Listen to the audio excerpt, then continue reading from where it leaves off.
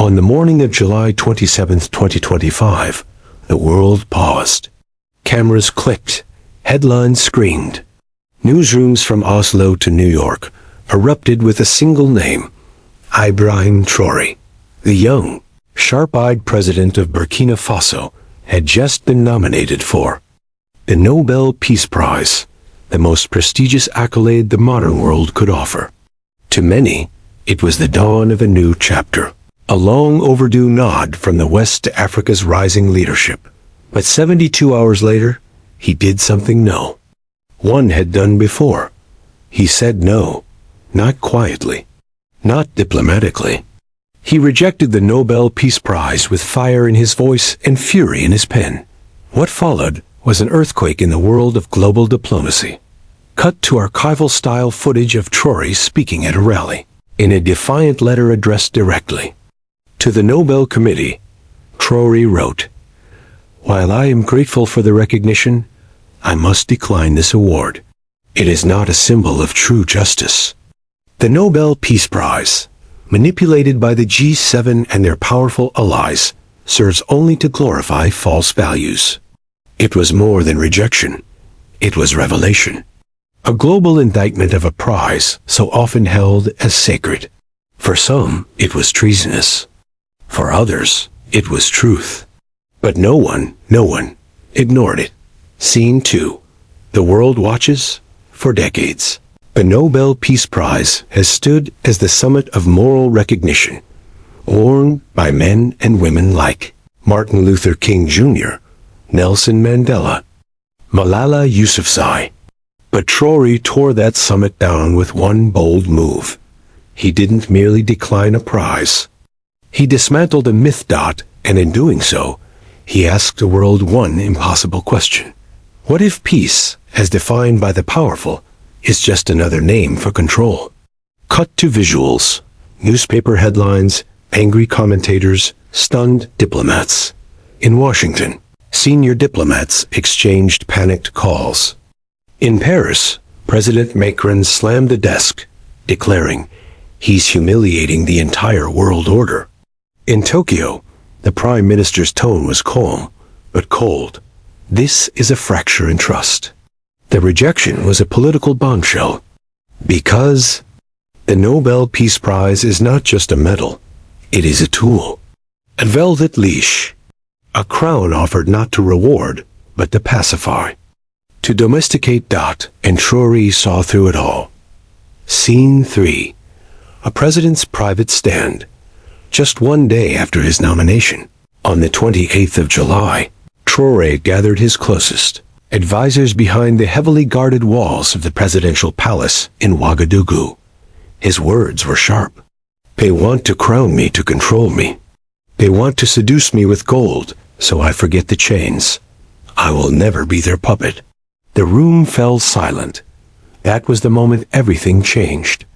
By the time the public learned of his decision on July 30, the gears of global power had already begun to grind in response. Cut to black screen. Bold letters fade in one by one. He did not hesitate. He did not bow. He did not accept. In the West, disbelief morphed into rage. On Fox News, former President Donald Trump responded with an eyebrow raised. "I've never seen anything like this. Nobody turns down a Nobel unless it's a trap." Maybe? This Traoré guy's smarter than people think. Across European capitals, the reaction was anything but amused. At the Élysée Palace in France, the inner circle of Emmanuel Macron reportedly viewed the act as an insult, not just to France, but to the entire post-colonial order they believed they had carefully rebranded. "We offer him a symbol, and he slaps us in the face." Macron was overheard saying. In Berlin, a closed-door summit was convened within hours. "This is a rupture in international protocol," said the new German chancellor. "We must reconsider our entire posture toward Africa." In Japan, the tone was more restrained, but the concern was unmistakable. For a developing nation to reject a global symbol like the Nobel Prize, it is a rejection of the order we all depend on. The message was clear. This wasn't just about Traoré. This was about the system unraveling. But while the West scrambled to understand him, Africa understood instantly. In the dusty streets of Ouagadougou, children painted murals of Traoré alongside Sankara, Lumumba, and Nkrumah. In Lagos, Nairobi, Accra, hashtags flooded social media. Hashtag spirit of TRA or acute hashtag Africa, rising hashtag honor before gold on campuses across the continent. Students gathered in spontaneous assemblies, quoting his words, discussing sovereignty, dignity, and what it means to lead unbent by foreign approval. One professor from Dakar said on national TV, "He has reminded us, we do not need permission to be free. We do not need validation from the same hands that once chained us. We are enough." In Togo, an old grandmother whispered to a journalist, "He refused their prize, but gave us back our pride." On July 30th, 2025, Burkina Faso stood still. From Bobo Dioulasso to Fada Ngorma, the people poured into the streets for what became known as the Spirit of Traoré Festival. There were no foreign guests, no diplomatic envoys, no expensive suits, just music, dance, and the sound of a continent waking up.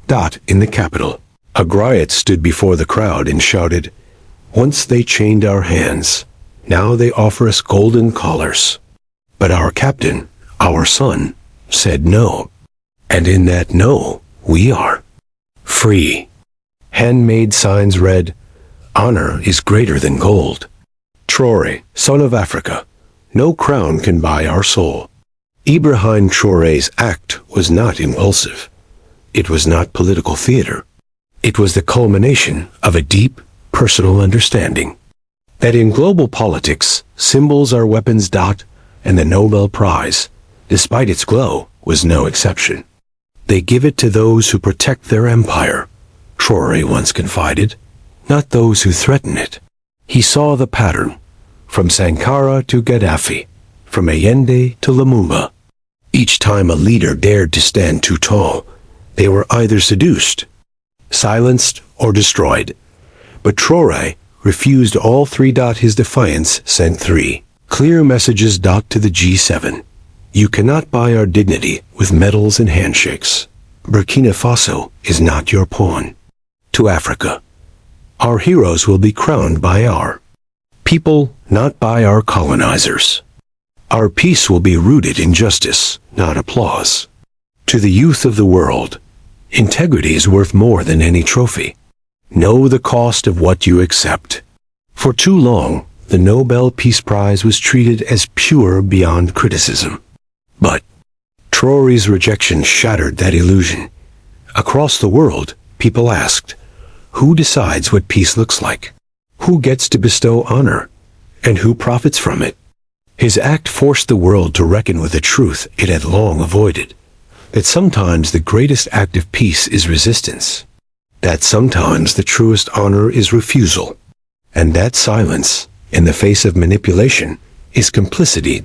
In the weeks that followed, African leaders met with renewed confidence.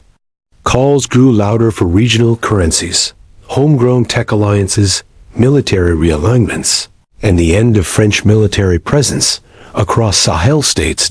In schools, children began learning the names of their own heroes, not those approved by Western textbooks. In a village near Banfara, a school teacher gave her students a writing assignment. Write about the day your continent stood tall. Every student began the same way. It was the day Ibrahim Traoré said no. Back in Ouagadougou, the sun sets behind the national flag. Traoré stands before a quiet crowd of farmers, elders, children. His voice calm, but fierce. They offered me a crown, but it was made of chains. I chose to walk away, not because I hated honor, but because I knew its cost.